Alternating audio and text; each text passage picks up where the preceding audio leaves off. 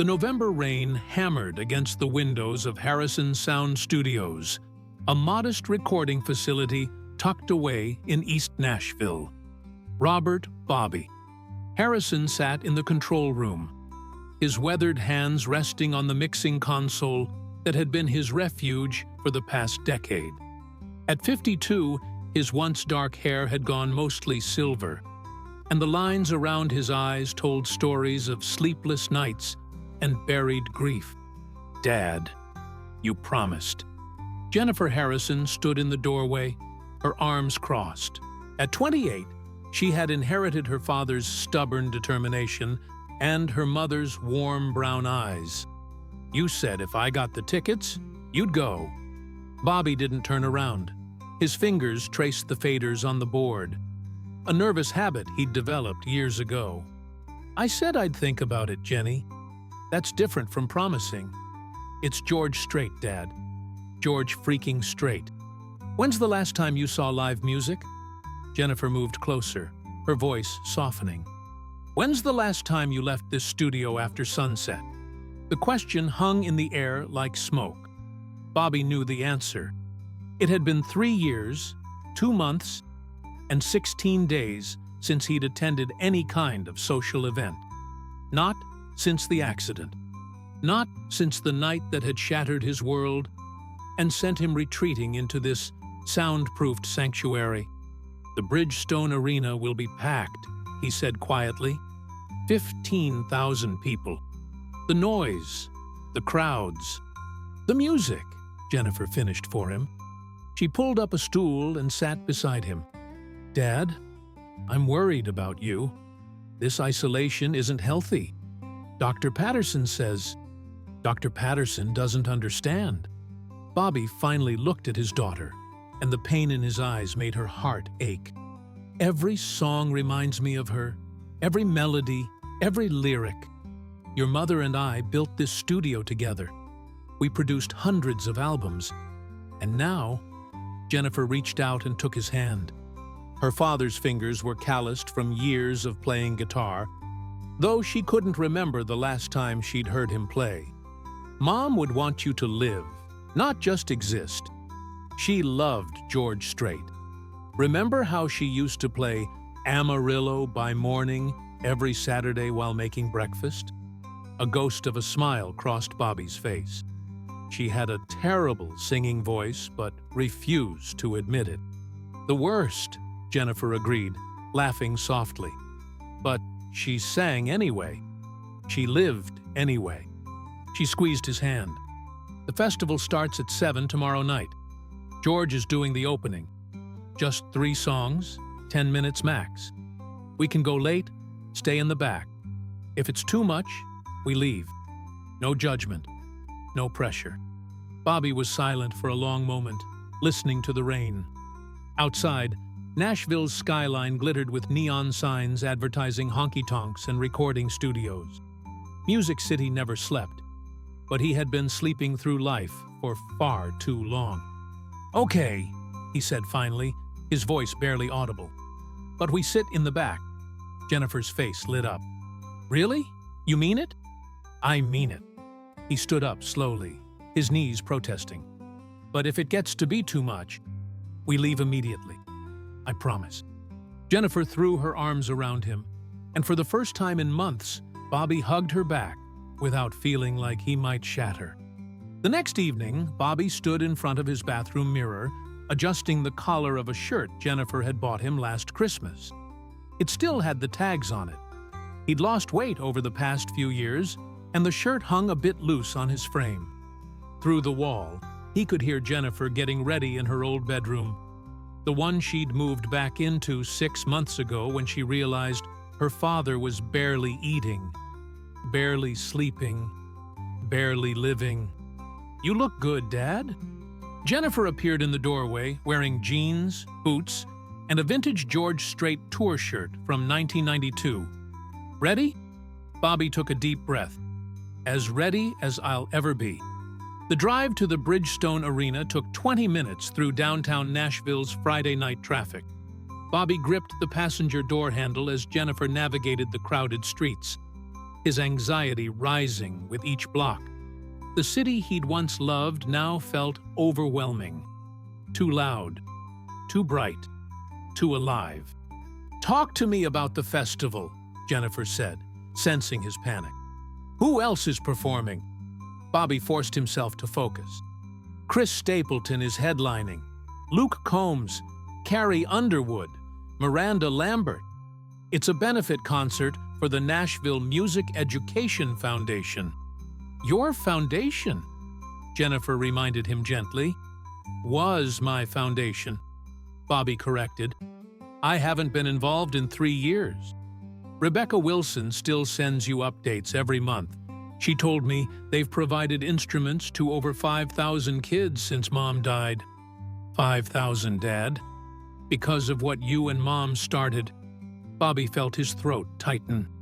His wife, Catherine, had been passionate about music education, believing that every child deserved access to instruments and instruction regardless of their family's income. The foundation had been her dream, and Bobby had helped make it a reality. But after her death, he'd withdrawn from everything, unable to face the work they'd built together. They parked in a garage 3 blocks from the arena. As they walked through the November chill, Bobby could hear the distant rumble of thousands of voices, the bass thump of sound check. His heart raced, and he stopped on the sidewalk. "I can't do this," he said, his breath coming fast. Jennifer turned to him, her expression full of compassion but also determination. "Yes, you can. One step at a time. We're just going to listen to 3 songs. That's all. 3 songs." Bobby nodded, though his hands were shaking. They joined the crowd flowing toward the arena entrance, a river of cowboy hats and boots, laughter and excitement.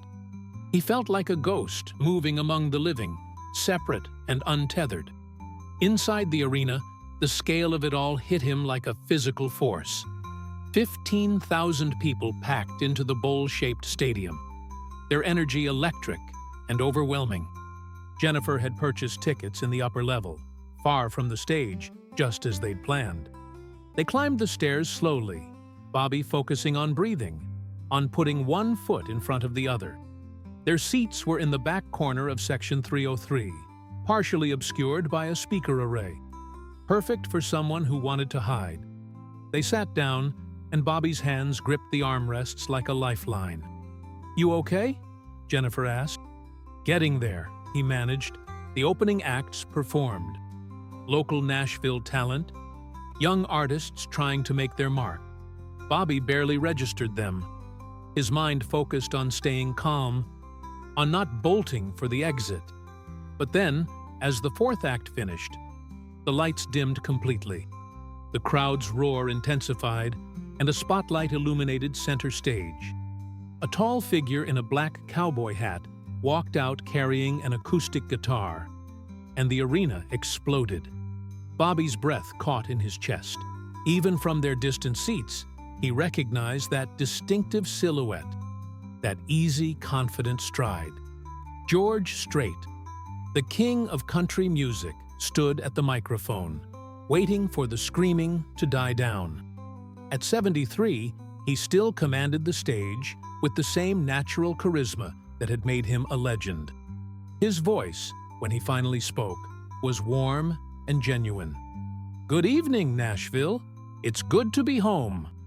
Another roar from the crowd. George smiled, adjusting his guitar strap. "I'm just here to warm you folks up for the real show.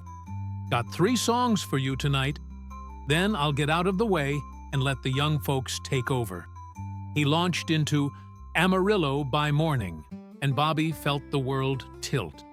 The first notes transported him instantly back to a Saturday morning 15 years ago. Catherine in the kitchen of their old house, dancing while she scrambled eggs, singing along in her gloriously off-key voice. Bobby had been mixing a track in the home studio, but he'd stopped working just to watch her, his heart full of a love so profound it hurt. "I ain't rich, but Lord, I'm free," George sang, and Bobby felt tears streaming down his face Before he even realized he was crying, Jennifer's hand found his, and she held on tight. Around them, 15,000 people sang along, their voices blending into something bigger than themselves. Bobby looked around through his tears and saw that he wasn't alone in his emotion. A woman in the row ahead had her hand over her heart, tears streaming down her cheeks. A middle-aged man to their left wiped his eyes with his sleeve. An elderly couple held each other, swaying gently. The song ended, and the applause was deafening. George nodded, humble as always, then transitioned into, "I cross my heart." The crowd lit up their phone flashlights, creating a galaxy of lights that made the arena look like a star field. Bobby had produced a wedding album once where the couple used this song for their first dance. He'd thought it was cliché at the time, too obvious. But listening now, really listening, he understood why the couple had chosen it. The lyrics spoke of promises and forever, of love that endures. Catherine had been his forever, until she wasn't.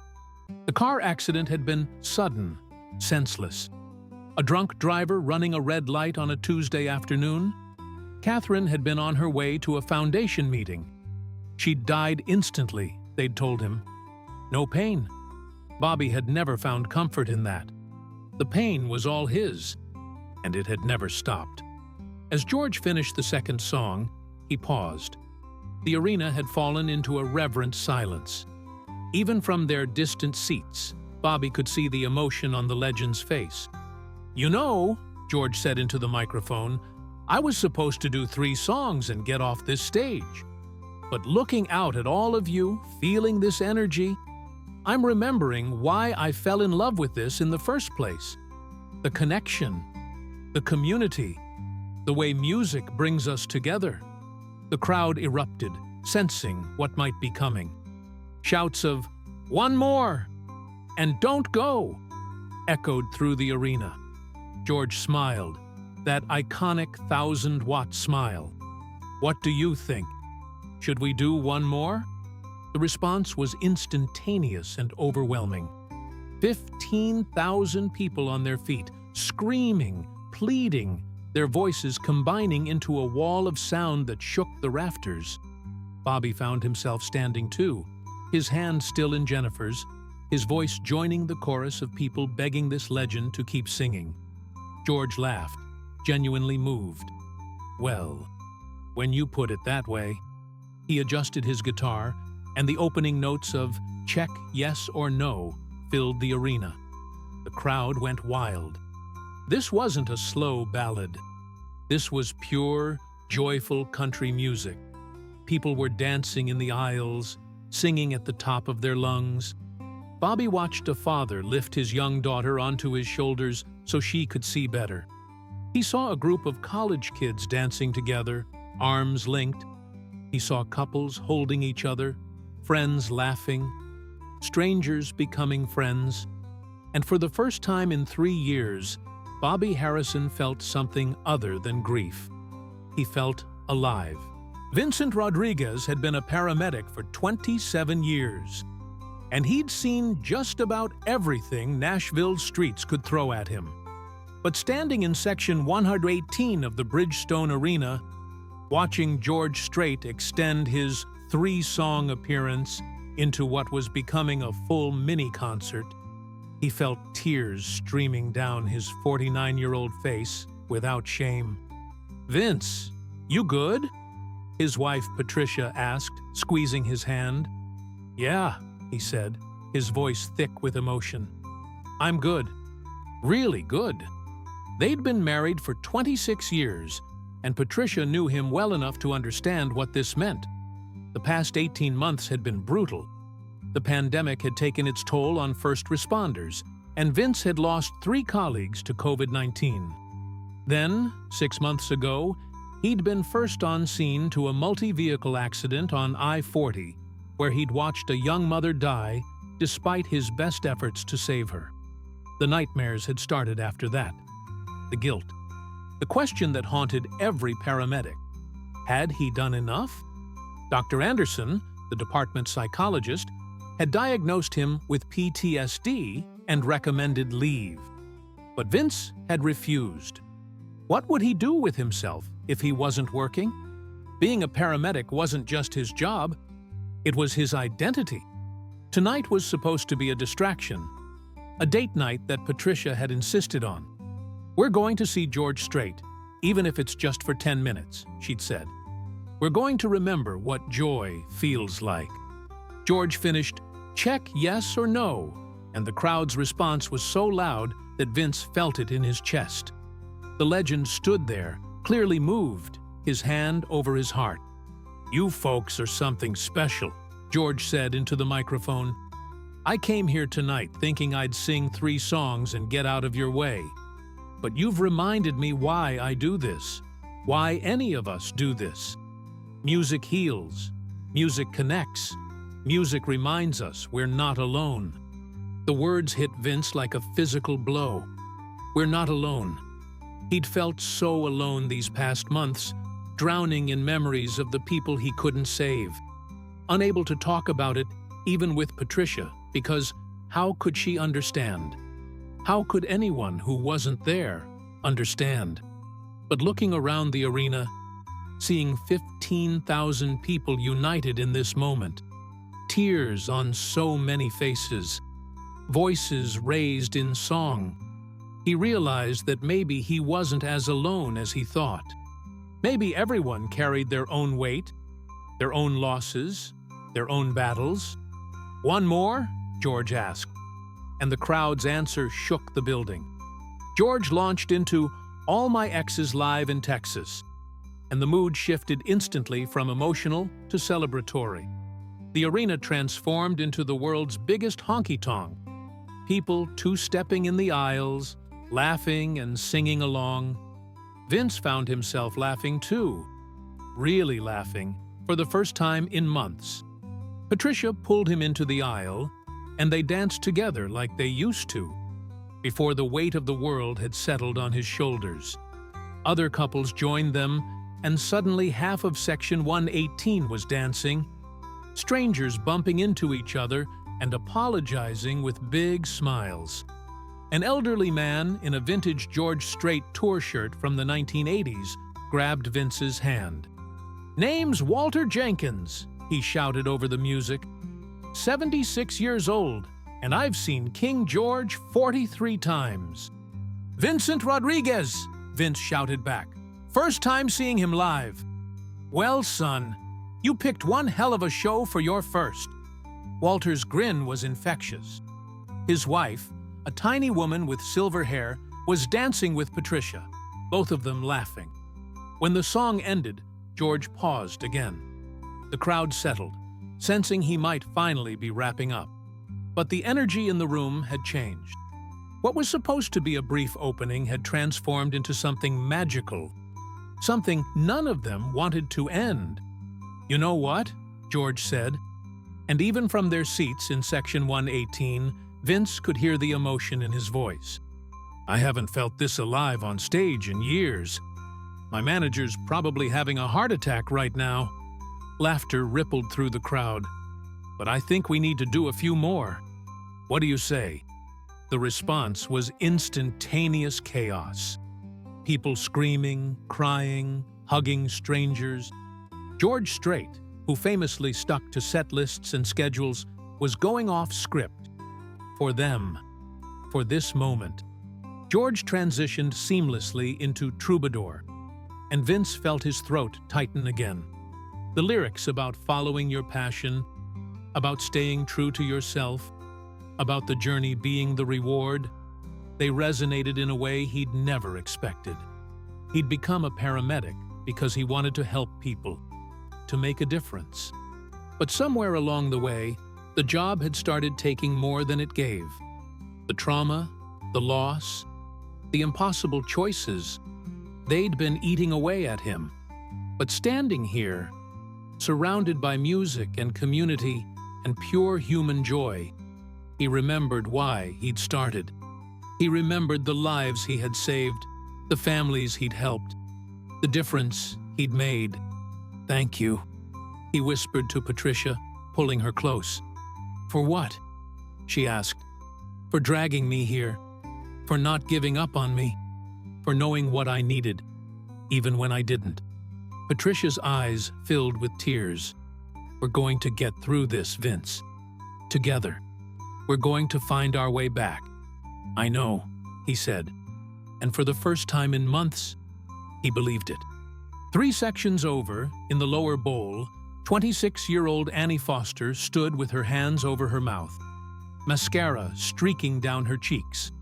Her best friend, Katie Brennan, had an arm around her shoulders, both of them swaying to the music. "I can't believe this is happening," Annie said for the 10th time. "I can't believe he's still singing." "It's meant to be," Katie said. "The universe knew you needed this tonight." Annie had bought the tickets 6 months ago, back when her life had been completely different. Back when she'd been engaged to Daniel Morrison, planning a wedding, imagining a future. The tickets were supposed to be part of their anniversary celebration, 3 years together. Then, 2 months ago, she'd discovered Daniel was having an affair with a co-worker. The betrayal had shattered her. She'd moved out of their shared apartment, crashed on Katie's couch, and seriously considered not coming to the concert at all. What was the point? Everything reminded her of Daniel, of the future she'd lost. But Katie had insisted. "We're going," she'd said firmly. "And we're going to have an amazing time. We're going to sing and dance, and remember that your life didn't end just because one terrible man showed you who he really was." Now, watching George Strait pour his heart into performance after performance, Annie felt something shift inside her. The man on stage was 73 years old and still passionate about his craft, still willing to go off script and follow his heart. If he could do that, she could too. The Cowboy Rides Away started playing, and Annie broke down completely. The lyrics about moving on, about knowing when to let go, about the journey continuing even when one chapter ends. It was exactly what she needed to hear. Katie held her tighter. "Let it out, honey. Let it all out." "I loved him," Annie sobbed. "I really loved him. I know you did. And you'll love again. Someone better. Someone who deserves you. What if I don't?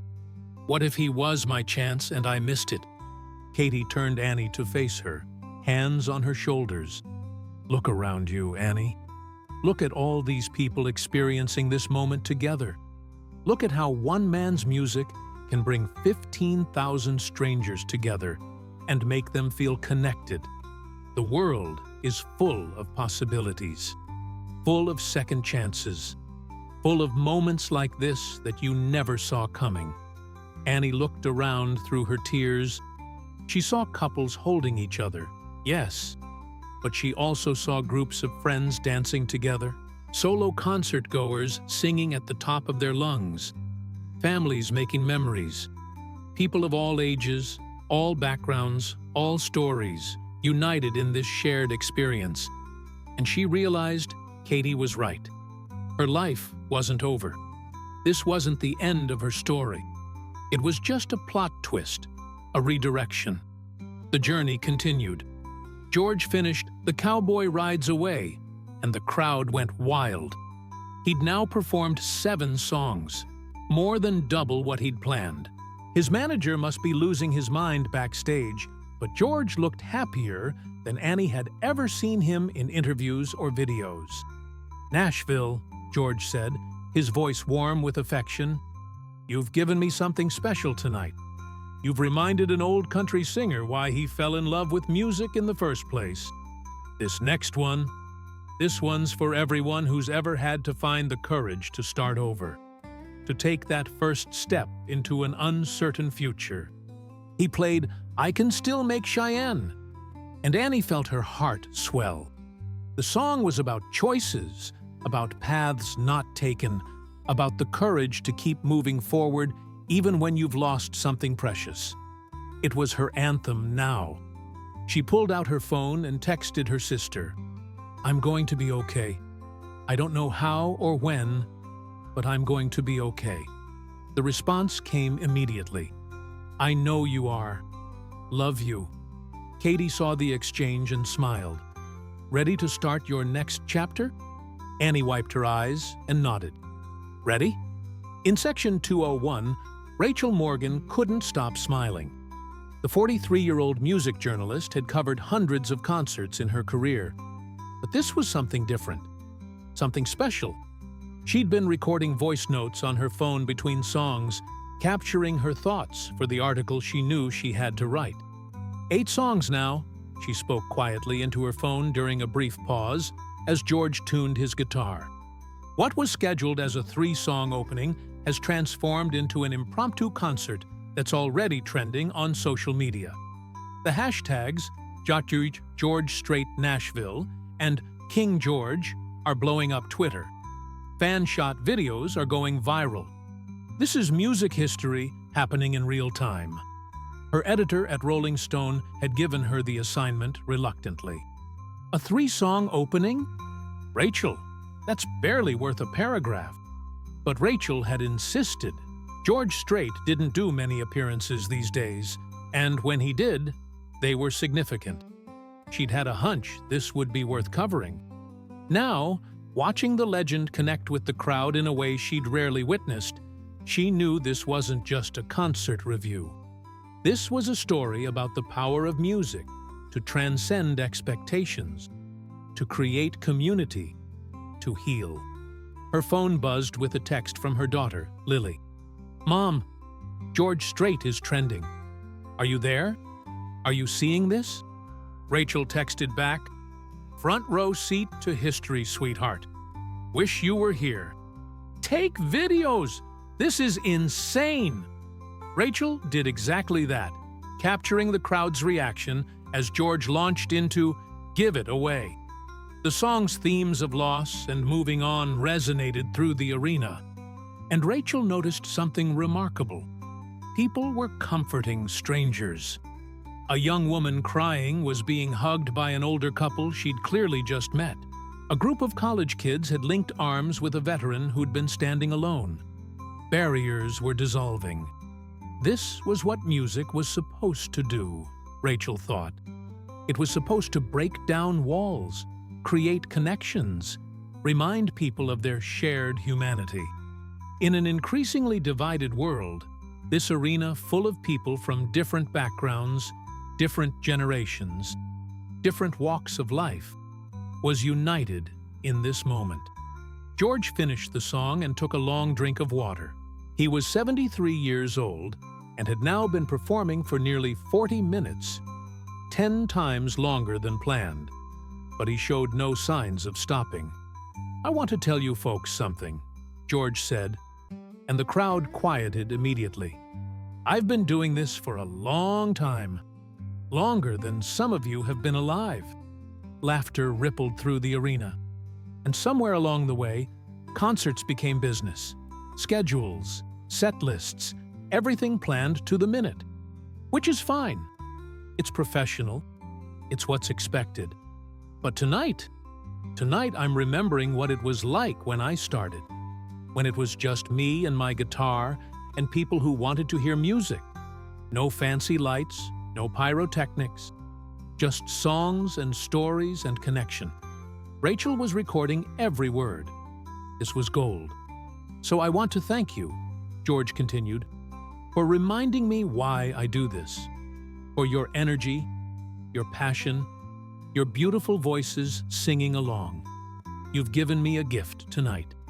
"You're giving us the gift," someone shouted from the floor, and the crowd erupted in agreement. George smiled, that humble smile that had made him beloved for decades. "How about we keep going then?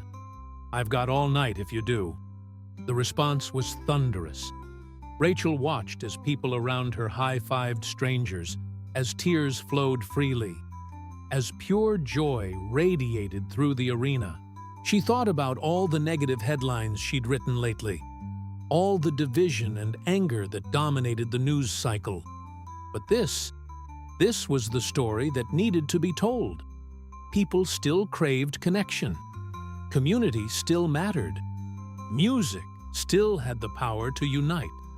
George played Carrying Your Love With Me, and Rachel thought about her ex-husband, David. They'd divorced 5 years ago, not with anger, but with sadness, recognizing that they'd grown into different people who wanted different things. She'd been so focused on her career, on breaking stories and making deadlines, that she'd missed the small moments, the everyday magic that made a relationship work. Lily lived with David now, a choice Rachel supported even though it broke her heart. She saw her daughter on weekends, holidays, scheduled time that felt too formal, too structured. Just like George had described, everything planned to the minute, missing the spontaneity that made life worth living. She pulled out her phone and texted David. Having an incredible moment at the George Strait concert reminded me that sometimes the best things are unplanned. Want to grab coffee this week? Not about logistics, just to talk. She watched the 3 dots appear as he typed, then disappear, then appear again. Finally, I'd like that. Tuesday morning? Tuesday's perfect. Rachel smiled, feeling lighter than she had in years. Around her, similar moments were unfolding. She saw a man taking a phone out to call someone, speaking urgently into it with tears in his eyes. A couple holding each other closer. A teenage girl texting rapidly, a huge smile on her face. The concert was doing more than entertaining 15,000 people. It was catalyzing change, inspiring action, opening hearts that had been closed. George played 3 more songs. Write This Down, The Chair, and Oceanfront Property. And with each one, the energy in the arena built higher. People were dancing in the aisles, strangers becoming friends, the whole building united in pure, unadulterated joy. Rachel recorded it all, her journalist's mind already structuring the article. But more than that, she was experiencing it, letting herself be part of the story rather than just an observer. She danced with the elderly couple next to her. She sang at the top of her lungs. She cried during the ballads and laughed during the up-tempo numbers. She was alive in a way she hadn't been in years. Backstage, Christopher Matthews, George's tour manager for the past 15 years, had long since given up trying to stick to the schedule. He stood in the wings, watching his artist pour heart and soul into a performance that had spontaneously evolved into something magical. His phone was blowing up with messages from the other artists scheduled to perform. Chris Stapleton. Let him go as long as he wants. This is special. Miranda Lambert. Best opening act in history. No pressure following this. Luke Combs. King George doing what only King George can do. Let him cook. Christopher smiled. This was why he loved this job. Yes, it was chaos. Yes, the schedule was completely destroyed. But witnessing moments like this, moments of pure musical magic, made every stressful day worth it. George's wife, Norma, stood beside Christopher, tears streaming down her face. I haven't seen him like this in years, she said softly. So free, so happy. It's beautiful, Christopher agreed. He's going to pay for it tomorrow, Norma added with a laugh. His voice will be shot, his back will be killing him, but look at him. He's 73 years old and performing like he's 30 again. The crowd's giving him energy, Christopher observed. They're feeding off each other. On stage, George launched into Unwound, and the arena lost its collective mind. It was nearly 8:30 p.m. He'd been performing for almost 90 minutes. The other artists weren't scheduled to start until 9, and they'd all agreed to push everything back, to let this moment continue. Christopher thought about all the concerts he'd managed, all the perfectly executed shows that had gone exactly according to plan. They were good, professional, successful, but they weren't this. This was lightning in a bottle. This was the kind of night people would talk about for the rest of their lives. His phone buzzed with a text from his teenage son, Jake. "Dad, did George Strait really play 12 songs? My friends say it's all over TikTok." Christopher texted back, "13 now, and still going. You're watching history, kiddo." "That's so cool. Can you get me his autograph?" Christopher laughed. Even his usually disinterested teenager was caught up in the moment. That was the power of what was happening on that stage. It transcended age, genre preferences, everything. It was just pure music, pure connection, pure magic. In the upper deck, Bobby Harrison had stopped trying to hide his tears. They flowed freely now, and he didn't care who saw. Jennifer still held his hand, but she'd stopped checking on him every few minutes. She understood that these were healing tears, not breakdown tears. George Strait had now performed 13 songs, and each one had peeled back another layer of the armor Bobby had built around his heart. The pain was still there. It would always be there. But it no longer felt like it might kill him. It felt like something he could carry, something he could live with. "Dad," Jennifer said softly during a brief pause, "there's someone I want you to meet." Bobby turned and saw an elderly couple from a few rows down making their way over. The man was probably in his late 70s, wearing a veteran's cap. The woman, his wife presumably, had kind eyes and a gentle smile. "I hope we're not intruding," the woman said. "My name's Dorothy Jenkins, and this is my husband, Walter. We couldn't help noticing your reaction to the music. It's been touching our hearts watching you." Bobby wasn't sure what to say. Strangers didn't usually approach him, and he wasn't good at small talk anymore. But something about Dorothy's warm expression made him feel safe. "Robert Harrison," he managed.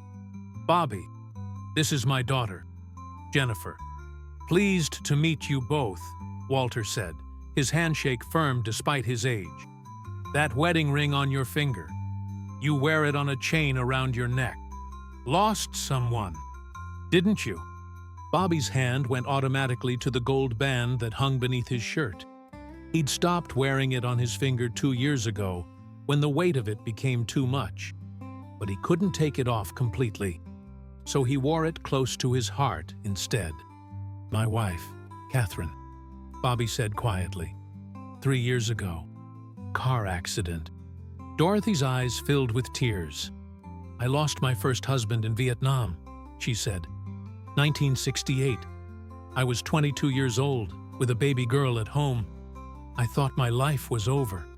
Bobby looked at her. Really looked at her. She was in her 70s now, standing with Walter's arm around her waist, clearly having built a full life after that devastating loss. "How did you—" Bobby couldn't finish the question, but Dorothy understood. "One day at a time," she said simply. "Some days, 1 hour at a time. And eventually, the weight gets lighter. Not gone, never gone, but lighter, bearable." "I met Dorothy 15 years after James died," Walter added. "She wasn't looking for love.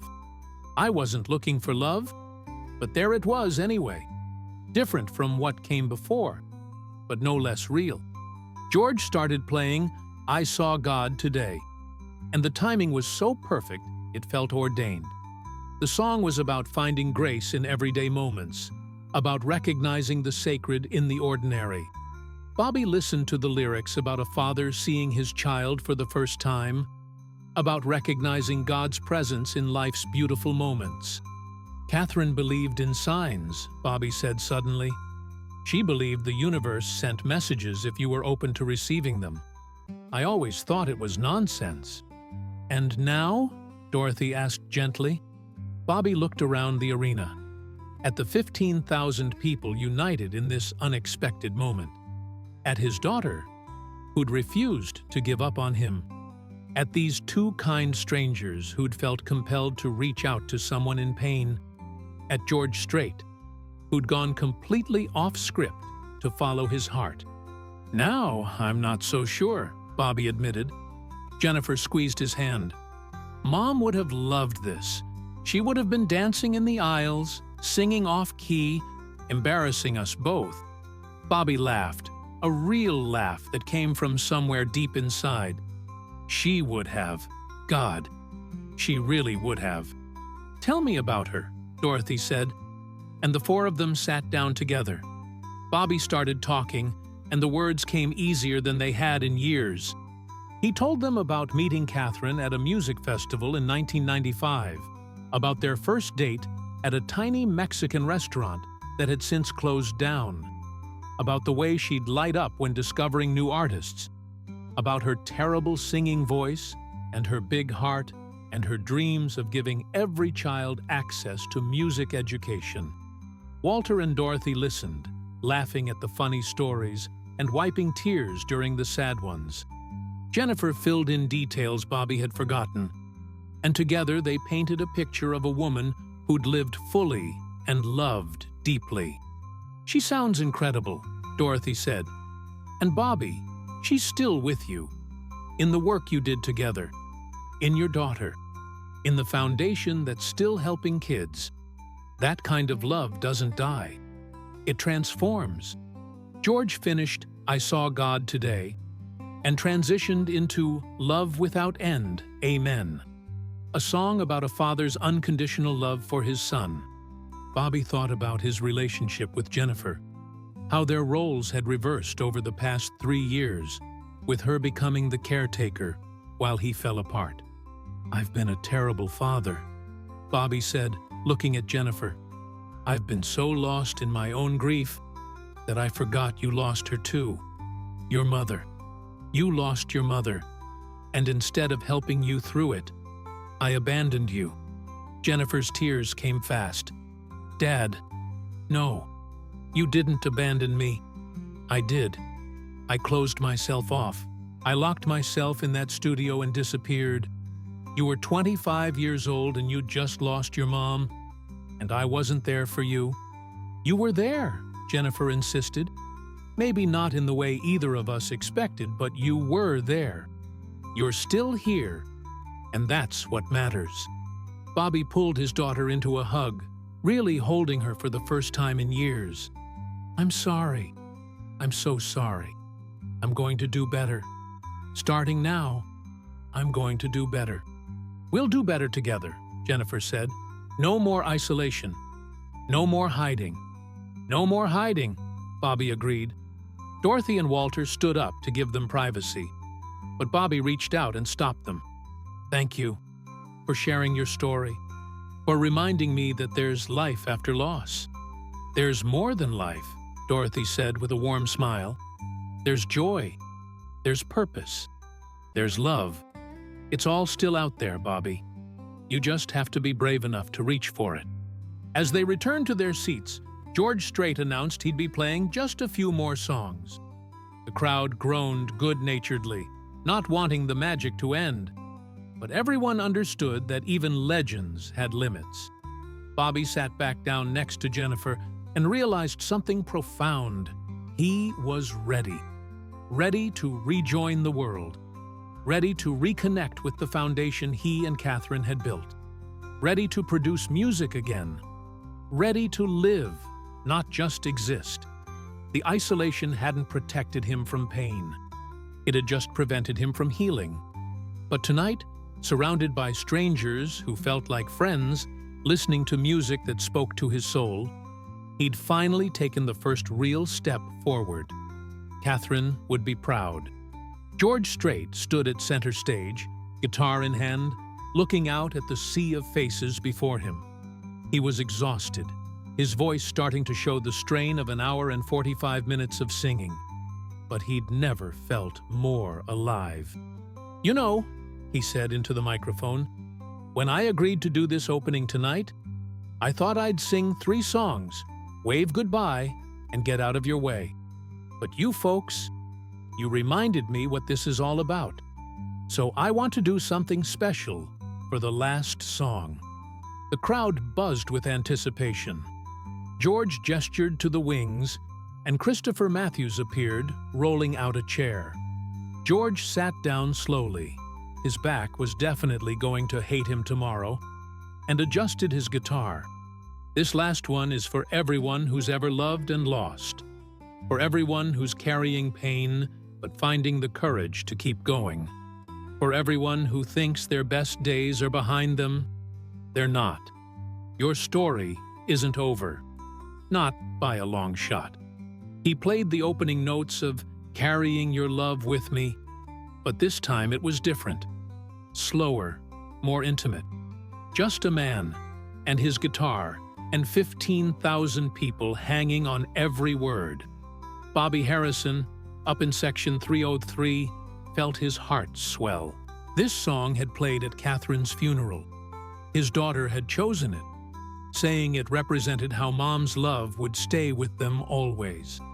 At the time, Bobby had barely registered it through his grief. But now, really hearing it, he understood. Catherine's love was still with him, in the music they'd created together, in the foundation that bore her vision, in the daughter they'd raised, in the lessons she'd taught him about passion, about purpose, about living fully. She was gone, but her impact remained. Her love remained. Throughout the arena, similar moments of realization were occurring. Vincent Rodriguez, the paramedic, felt the weight on his shoulders lighten as he recognized that the people he couldn't save had taught him how to better save the next person.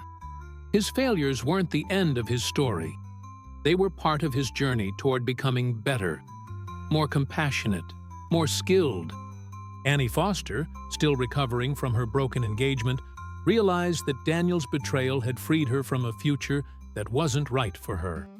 The pain was real, but so was the opportunity. She could rebuild her life exactly how she wanted it. No compromises, no settling. The best version of her future was still ahead. Rachel Morgan, the music journalist, thought about all the moments she'd missed while chasing stories and deadlines. But it wasn't too late. Lily was still young. David was willing to talk. She could recalibrate, find balance, be present for the people who mattered most. Tonight's unexpected concert was proof that the best moments couldn't be planned. They had to be lived. In section 201, a 58-year-old teacher named Margaret Hayes wiped tears from her eyes. She'd been planning to retire early, burned out after 30 years in the classroom, convinced she had nothing left to give. But watching George Strait, at 73, rediscover his passion for performing, she realized she'd been looking at retirement wrong. She didn't need to quit teaching. She needed to remember why she'd started. She needed to reconnect with the joy of watching young minds light up with understanding. She could change how she taught, what she taught, but giving up entirely would be giving up on the kids who needed her. 2 sections over, a young father named Thomas Burke held his 6-year-old daughter, Sophia, on his lap. He'd been working 70-hour weeks for the past 2 years, trying to provide for his family, missing bedtimes and school plays and lazy Saturday mornings. His marriage was suffering. His relationship with Sophia was suffering. He was suffering. But watching these 15,000 strangers become a community, seeing his daughter's face light up with joy at the music, he had a moment of clarity. What was the point of financial success if he missed his daughter's childhood? What was he really providing if he was never present? He pulled out his phone and texted his boss. "We need to talk Monday about my hours. Family has to come first. If that means less money, so be it." Sophia looked up at him. "Daddy, why are you crying?" "Because I'm happy, sweet pea. Because I just remembered what really matters." George finished the song, and the final note hung in the air like a prayer. The silence that followed was profound. 15,000 people collectively holding their breath, not wanting the moment to end. Then the applause started. It built like a wave, crashing over the arena in thunderous appreciation. People were on their feet, screaming, crying, hugging strangers. The ovation went on for 5 full minutes, and George stood there, humble and moved, his hand over his heart. "Thank you, Nashville," he finally said, his voice rough with emotion. "Thank you for tonight, for reminding this old cowboy why he fell in love with music. I'll carry this with me always." He walked off stage to another deafening roar, and the arena lights came up, but nobody moved. People stood in place, still processing what they'd just experienced. It wasn't just a concert.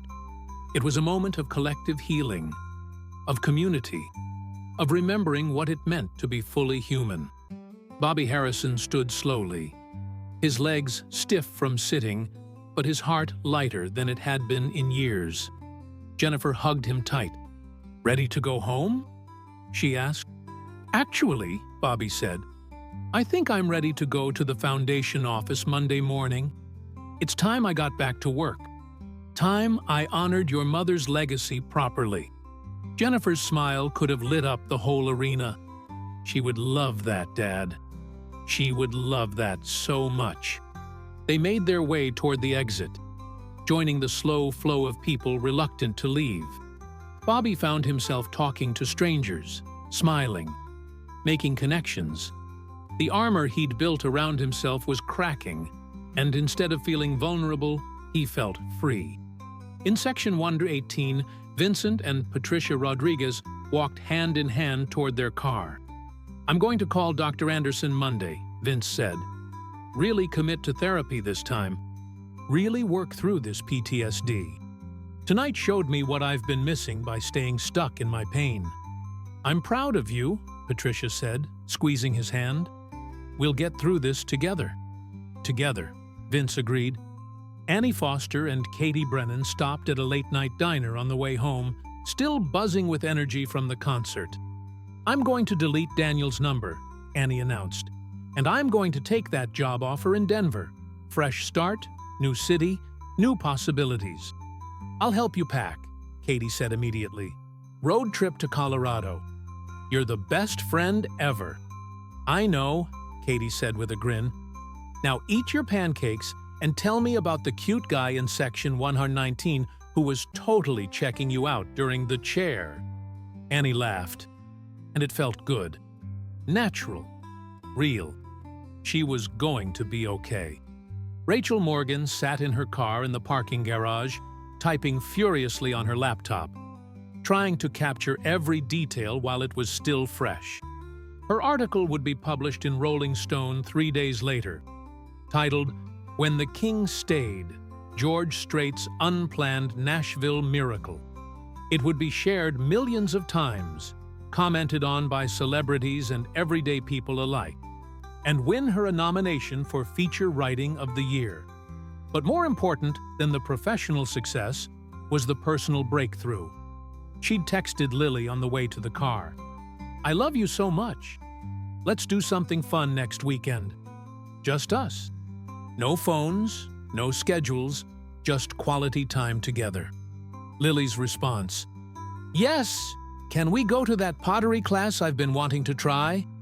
"Absolutely! I'll sign us up tomorrow." The conversation continued, mother and daughter reconnecting in the warm glow of a concert that had reminded Rachel what really mattered. 3 weeks later, Bobby Harrison walked into the Nashville Music Education Foundation office for the first time in 3 years.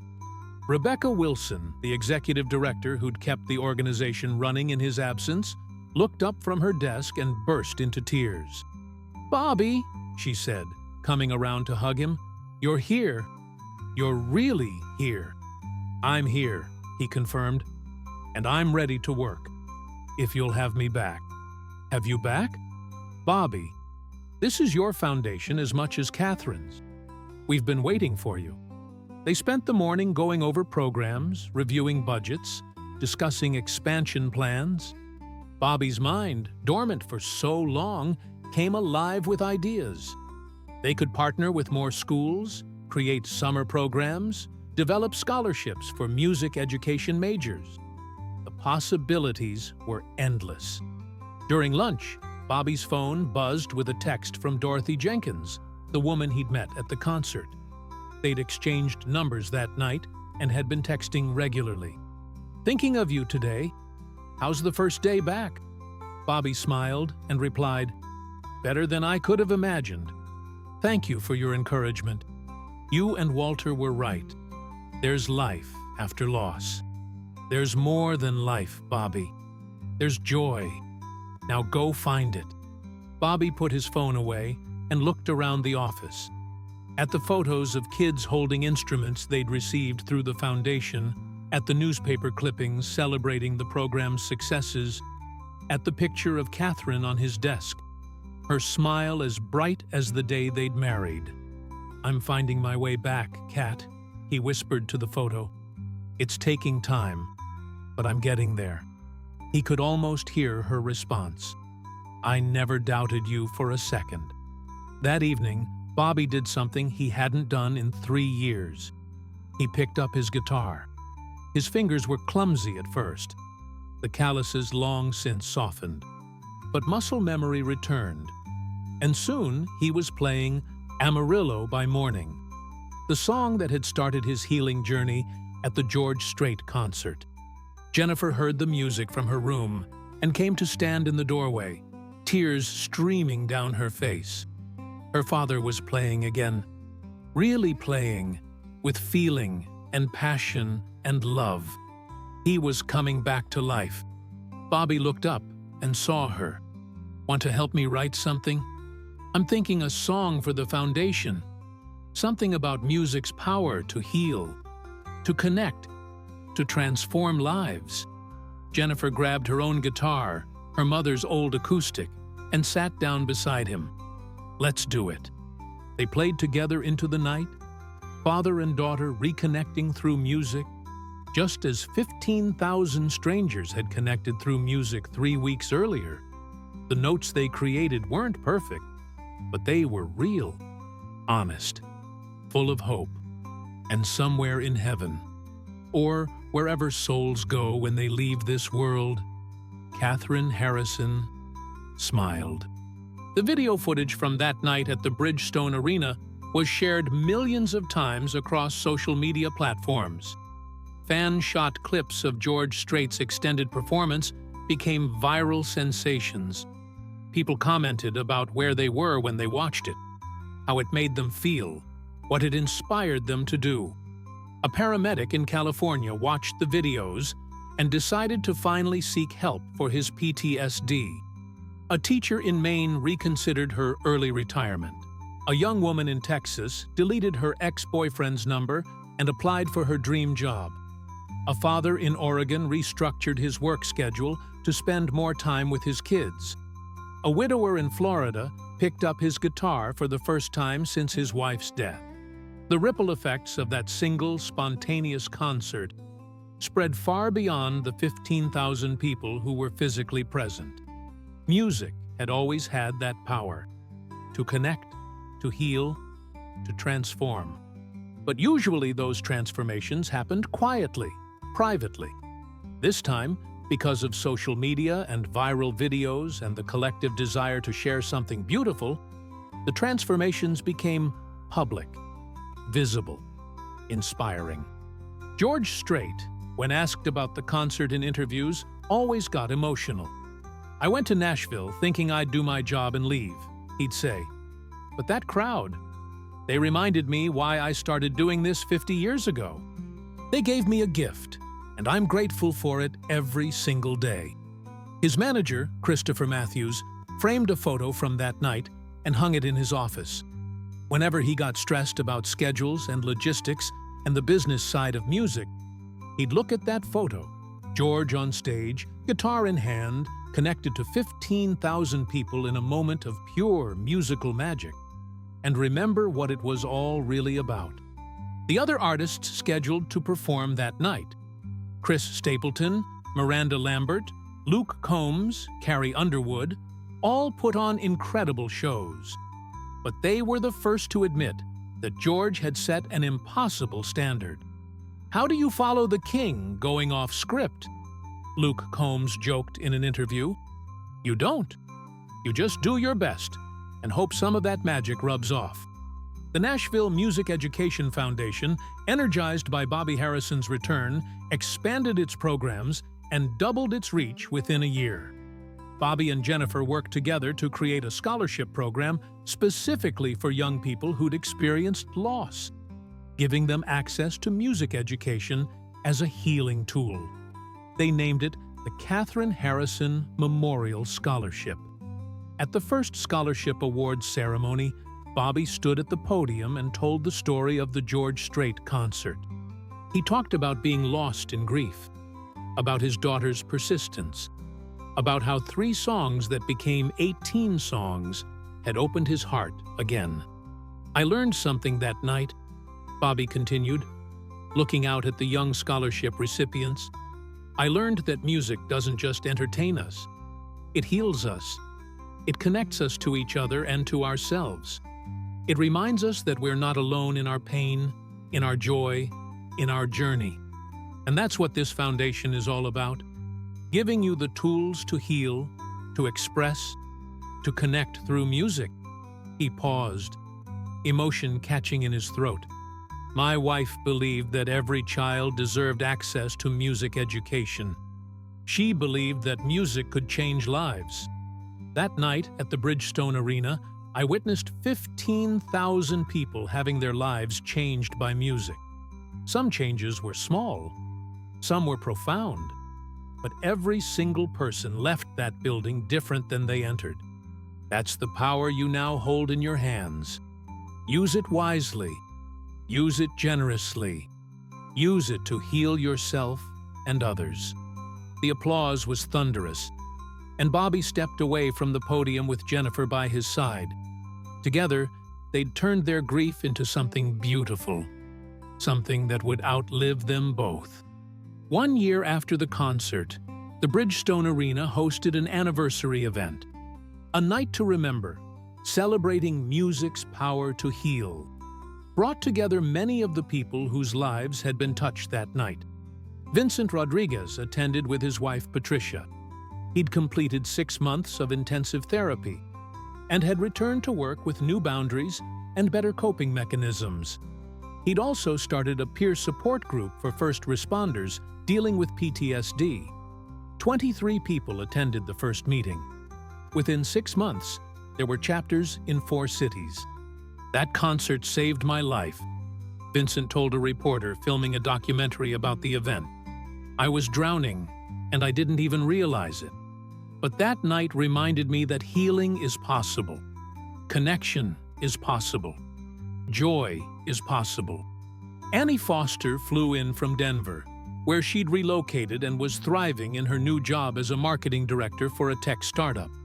She'd started dating someone new, a kind, funny software engineer who treated her with respect and adoration.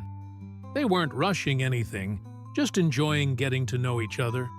The relationship might work out or it might not, but Annie had learned that she'd be okay either way. "I'm not the same person I was a year ago," she told Katie, who'd come with her to the anniversary event. "That concert cracked something open in me. It helped me see that my story wasn't over, just changing chapters."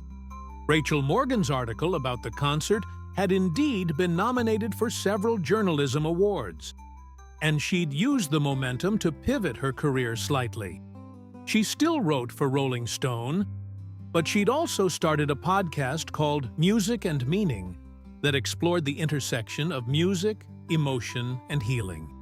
Lily had been her first guest, and their episode about connecting across generational divides had been downloaded over 1 million times. Rachel and her ex-husband David hadn't gotten back together. They both realized they were better as friends than spouses. But their relationship had transformed into something healthier, more communicative, and focused on co-parenting Lily effectively. They had dinner together as a family once a week now, and the awkwardness had been replaced with genuine affection and respect. Margaret Hayes, the teacher who'd reconsidered retirement, had completely restructured her teaching approach. She'd created an innovative music and arts integration program that got students excited about learning again. She'd also mentored 3 young teachers who were considering leaving the profession, helping them rediscover their passion the way George Strait's concert had helped her rediscover hers. Thomas Burke, the young father, had negotiated a 4-day workweek with his company. The pay cut had been significant, but the time with his daughter Sophia had been priceless. They had Friday adventures now, parks, museums, libraries, just the 2 of them. His marriage was stronger than it had been in years, and he'd started a local dads group where fathers could talk honestly about work-life balance and the challenges of modern parenting. Dorothy and Walter Jenkins attended the anniversary event, sitting in the same section where they'd met Bobby and Jennifer. They'd become close friends over the past year, meeting for dinner once a month, sharing stories and wisdom accumulated over long lives filled with both joy and sorrow. "I'm so proud of how far you've come," Dorothy told Bobby at the pre-event reception. "I couldn't have done it without you," Bobby said, hugging her. "You showed me that life continues, that love continues, that there's always hope." "You did the hard work yourself," Dorothy insisted. "We just gave you a little push." The arena was only half full this time, about 7,000 people compared to the 15,000 from the original concert. But those who came were intentional, present, ready to celebrate the power of music to transform lives. George Strait wasn't performing. He was in Texas on his ranch, but he'd recorded a special video message that played on the arena's big screens. "Hello, Nashville!" George's voice filled the arena, and people cheered. "I wish I could be with you tonight, but my doctor says I need to take it easy." He smiled that iconic smile. Turns out, 74-year-old bodies don't recover from impromptu 90-minute concerts as quickly as they used to. But I want you to know, that night a year ago meant as much to me as it did to you. Maybe more. You folks reminded me why I do this. Why any of us do this. Music isn't about fame or fortune or awards. It's about connection. It's about telling stories that help people feel less alone. It's about creating moments of beauty in a sometimes difficult world. I've heard some of your stories this past year. The paramedic who got help for his PTSD, the teacher who stayed in the classroom, the young woman who found the courage to start over, the father who reprioritized his life, the producer who came out of isolation to honor his wife's legacy, knowing that one night of music played a small part in your healing journeys. That's the greatest award I could ever receive. So, tonight, celebrate. Dance, sing, connect with the people around you. Remember that your story isn't over. The best chapters might still be ahead. And most importantly, be kind to each other. We're all carrying something. Music helps us carry it together. God bless you all. And thank you for the gift you gave me. I'll carry it with me always. The video ended, and the crowd erupted. Then the house lights dimmed, and a local Nashville artist took the stage. A young singer-songwriter named Maya Chen, who'd received a Katherine Harrison Memorial Scholarship and was now launching her professional career. This first song is dedicated to everyone here who's had the courage to keep going, Maya said. To everyone who's faced loss, heartbreak, or hardship and chosen hope anyway. This one's called Still Standing. She played, and her voice filled the arena with a message of resilience and hope. Bobby listened, holding Jennifer's hand on one side and Dorothy's on the other, surrounded by people who'd become family over the past year. The concert featured several more artists, all of them connected to the Music Education Foundation in some way. Each one shared a story about how music had changed their life or helped them through difficult times. The theme of the night wasn't entertainment, though the performances were excellent. The theme was healing, community, and the power of art to transform pain into purpose. During one intermission, a video montage played showing all the fan footage from the original George Strait concert. Bobby watched clips he'd never seen before. Strangers hugging, people crying, the entire arena singing together. He saw himself and Jennifer, captured by someone's phone camera, holding hands and singing along to "I Saw God Today." "We look happy," Jennifer whispered. "We were starting to be happy again," Bobby said. That was the beginning.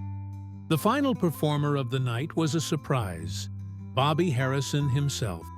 Jennifer had convinced him to prepare something, though he'd been terrified. He hadn't performed in public in over a decade, but she'd reminded him that the night wasn't about perfection. It was about authenticity, vulnerability, and connection. Bobby walked onto the stage carrying his guitar, and the crowd's applause was warm and encouraging. He saw Vincent and Patricia Rodriguez on their feet clapping, Annie Foster and Katie Brennan cheering, Rachel Morgan recording on her phone, Thomas Burke holding Sophia on his shoulders, Margaret Hayes with tears in her eyes, Dorothy and Walter beaming with pride. "Hi, folks," Bobby said into the microphone, his voice shaky. "I'm Bobby Harrison, and I'm terrified right now." Laughter and supportive applause. "But a year ago, I was terrified to leave my house, terrified to be around people, terrified that if I let myself feel anything, I'd fall apart completely. And then my daughter dragged me to a George Strait concert, and everything changed."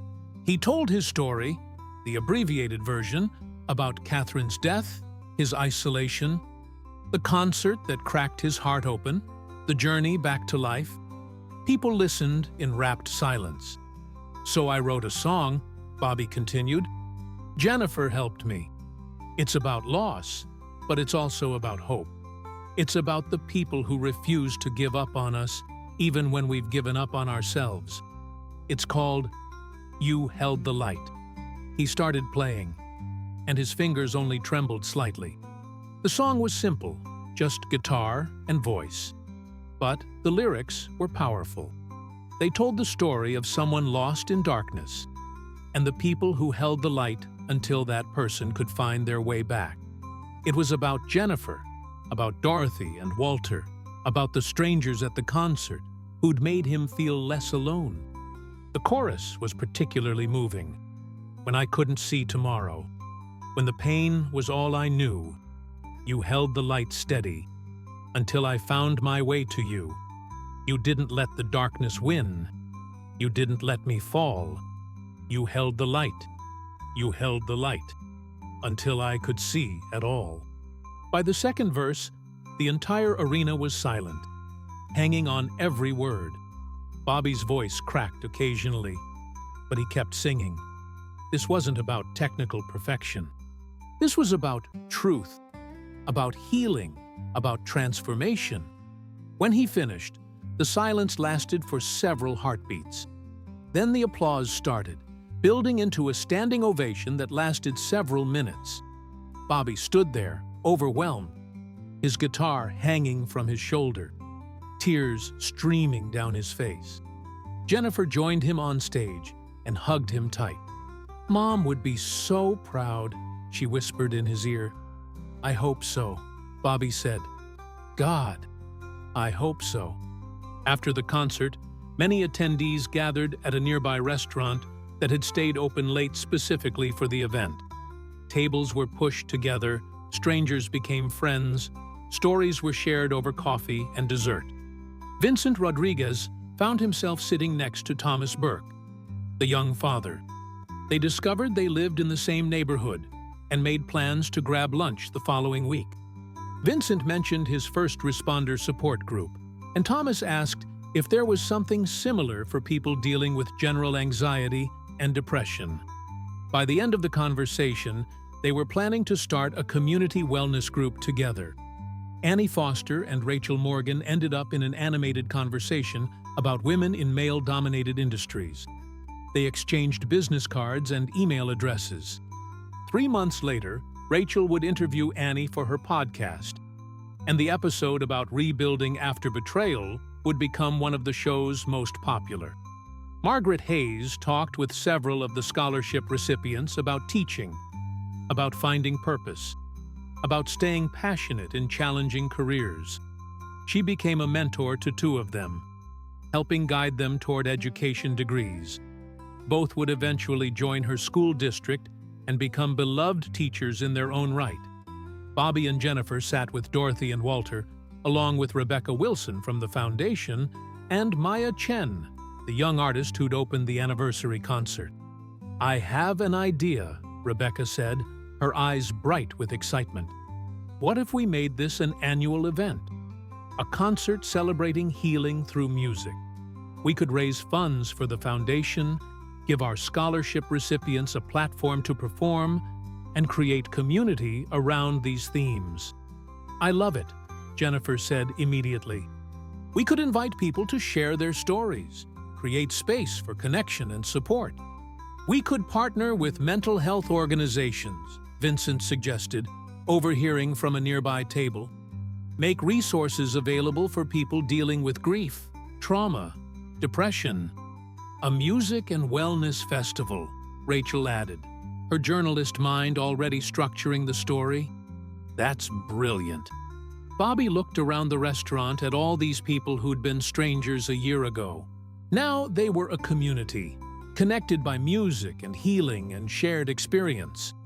This was what Catherine had always envisioned. Music bringing people together, creating support systems, changing lives. "Let's do it," Bobby said. "The first annual Nashville Music and Healing Festival. All proceeds go to music education and mental health support." The table erupted in excited conversation, plans forming rapidly. Maya volunteered to help book artists. Vincent offered to connect them with mental health professionals. Rachel promised to help with publicity. Dorothy and Walter said they'd volunteer however needed.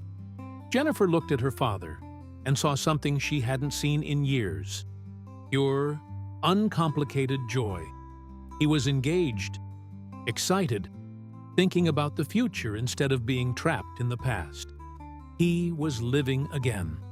2 years after the original George Strait concert, the Nashville Music and Healing Festival had become one of the city's premier events. It drew 20,000 people over a 3-day weekend, featured dozens of artists, and had raised over $2 million for music education and mental health support programs. Bobby Harrison had become the foundation's executive director, working full-time to expand programs across Tennessee and neighboring states. He'd also started performing again, playing small venues around Nashville, reconnecting with the music community he'd abandoned. He'd even started dating, cautiously, slowly, but genuinely. Her name was Lisa Pemberton, a music therapist he'd met at the festival. They bonded over their shared passion for music's healing power, and while neither of them was rushing into anything serious, they enjoyed each other's company. Catherine would always be Bobby's first love, but he'd learned that the human heart had infinite capacity. You didn't replace love, you added to it. Jennifer had met someone too, a sound engineer named Marcus Williams who worked at a studio across town. They'd discovered they had friends in common and had bonded over their shared understanding of the music industry. Marcus had lost his mother to cancer 3 years earlier, so he understood grief's long shadow. They supported each other, neither one trying to fix the other, just being present. The second annual festival featured performances by Chris Stapleton, Maren Morris, and several other major artists who'd heard about the event's mission and wanted to participate. But the highlight, at least for those who'd been at the original concert, was a surprise appearance by George Strait. He walked onto the stage during the festival's final night, and the crowd lost its collective mind. At 75 now, he moved a bit slower. His voice had a bit more rasp, but the charisma was undimmed. 2 years ago, George said into the microphone, "I came to Nashville for a quick opening set. 3 songs, 10 minutes, in and out. But you folks had other ideas. Laughter and cheers. That night changed my life as much as it changed yours. It reminded me why I fell in love with music in the first place. So when Bobby Harrison called and asked if I'd like to be part of this festival, an event celebrating music's power to heal, I didn't hesitate. This is what it's all about, folks. This right here. He performed 5 songs, ending with "I Saw God Today." And by the final note, there wasn't a dry eye in the audience. Bobby stood backstage, watching this legend who'd inadvertently catalyzed his healing journey, and felt profound gratitude. After the performance, George came backstage and pulled Bobby into a hug. "You've built something special here, son. Catherine would be proud." "Thank you," Bobby managed, his voice choked with emotion. "For everything. For that night 2 years ago. For tonight. For showing all of us what's possible when you lead with your heart. We helped each other," George said simply.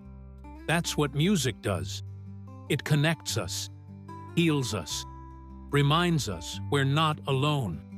5 years after the original concert, Bobby Harrison stood in the newly opened Catherine Harrison Center for Music and Wellness, a state-of-the-art facility that combined music education, music therapy, and mental health services all under one roof. The center had been funded by the festival and generous donations from artists and music lovers around the country. The grand opening celebration featured performances, tours of the facility, and testimonials from people whose lives had been transformed by the programs. Vincent Rodriguez spoke about overcoming PTSD and now working part-time as a peer counselor. Annie Foster talked about finding herself again after betrayal and building a life she loved. Margaret Hayes discussed staying in teaching and mentoring the next generation of educators. But the most powerful moment came when a now 11-year-old Sophia Burke took the stage with her guitar, an instrument she'd learned to play through the Foundation's programs, and performed a song she'd written called "My Dad Came Back." "My dad used to be gone all the time," Sophia said into the microphone, her voice clear and confident. "He worked a lot and was always tired and sad. But then we went to a concert and something changed. He started being present again, being my dad again." This song is for him and for all the parents who found their way back to their kids. Thomas Burke sat in the front row, tears streaming down his face, as his daughter sang about a father rediscovering what mattered most. It was a full-circle moment, proof that the ripples from that one spontaneous concert 5 years ago were still spreading, still creating change. Bobby watched from the side of the stage, his arm around Jennifer, who was 8 months pregnant with his first grandchild, and marveled at the journey. 5 years ago, he'd been a broken man hiding in a recording studio, convinced his life was over. Now, he was about to become a grandfather, running a thriving organization surrounded by love and purpose and community. "What are you thinking about?"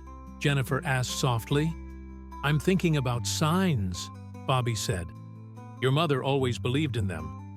And I'm starting to think she was right. That concert wasn't random. George going off script wasn't random. All of these connections, these transformations, none of it was random. It was all leading here, to this moment, to this work." "Mom's legacy," Jennifer said, one hand on her belly. "Our legacy," Bobby corrected. "Yours, mine, and hers. Together." They watched Sophia finish her performance to thunderous applause, and Bobby felt Catherine's presence so strongly it was almost physical. She was here, in this center that bore her name, in the programs that fulfilled her vision, in the lives being changed every single day. The concert that was supposed to last 10 minutes had created a movement.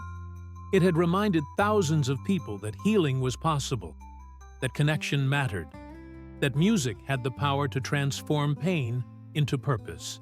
And it all started because a grieving father let his daughter drag him to a concert he didn't want to attend, where a legend decided to follow his heart instead of his schedule, where 15,000 strangers became a community, where music did what it had always been meant to do: heal, connect, and remind us all that we're not alone in this beautiful, difficult, miraculous journey called life. Bobby looked out at the crowd gathered for the center's opening and saw the future. Bright, hopeful, full of possibility.